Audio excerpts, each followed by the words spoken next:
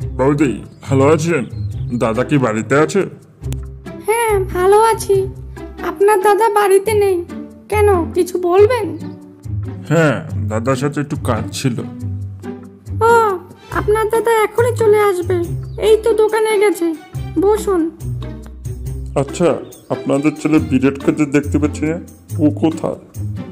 ও আছে ঘরে, কি যেন করছে। বলছি বৌদি, বিরাট তো বিএ পাস করেছে, তা এখনো কি করছে? চাকরি কি পেলো? না দাদা, এখনো তোর কিছু হলো না।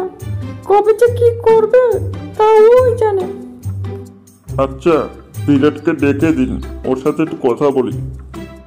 আচ্ছা ঠিক আছে, আপনি বসুন, আমি বিরাটকে ডেকে দিচ্ছি আর চা নিয়ে আসছি। কাকা, ডেকেছেন আমাকে? হ্যাঁ, আসো বসো। তা কেমন আছো? দিনকাল কেমন চলছে?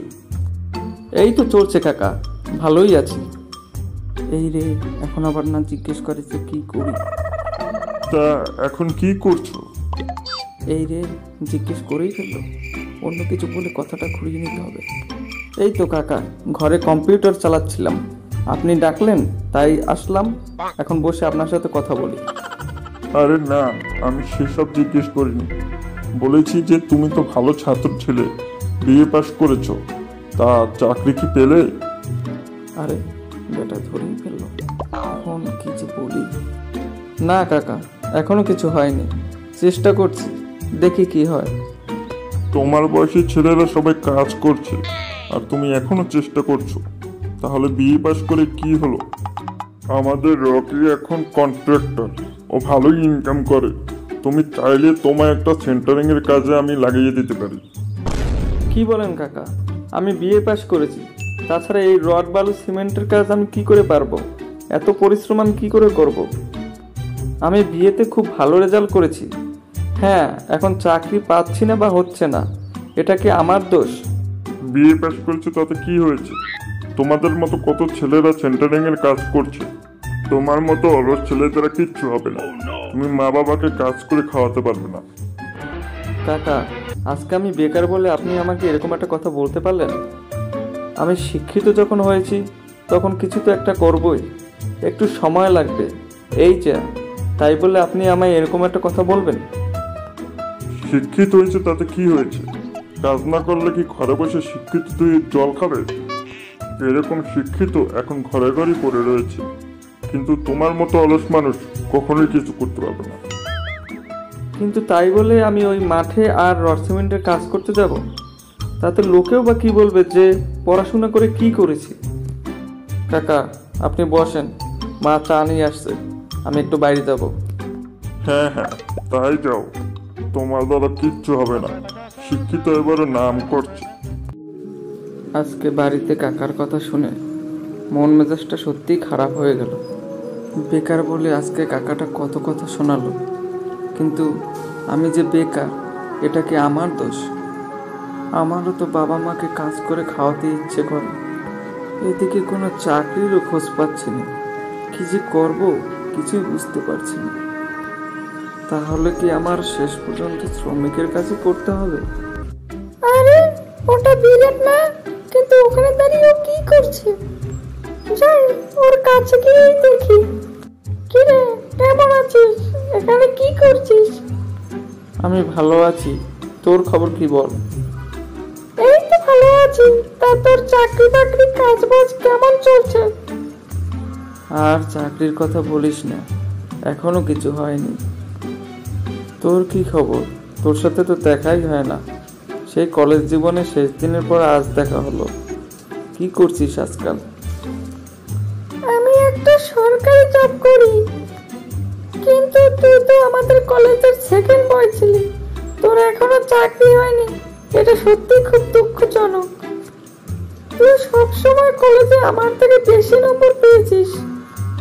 কি করব, চেষ্টা তো কম করছি না। আজকাল চাকরি পেতে লাগে হয় টাকার জোর, নইলে ক্ষমতার জোর। তোর বাবা তো বড় রাজনীতিবিদ, তাই তো চাকরি হয়ে গেছে, আমার তো আর সেই জোর নেই। দেখ চেষ্টা করে, যদি কিছু হয়।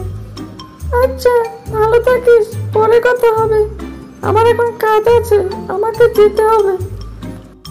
ও সব সময় কলেজে আমার থেকে কম নম্বর পেত, আজ ও চাকরি করে।